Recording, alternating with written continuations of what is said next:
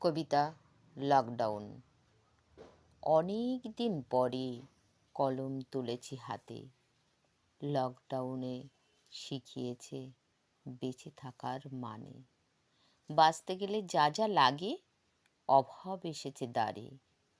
জীবনের মানে বদলে গেছে লকডাউনের পরে। কেউ শোকাহত হয়ে বসে ঘরের কোণে, কেউ বা খিদের জ্বালায় জ্বলছে অনাহারে। আপনজনের হারিয়ে শেষে স্নেহের খিদে বুকে চেপে কাটছে দিন হাহাকারে। লকডাউন শিখিয়েছে বেঁচে থাকার অন্য মানে।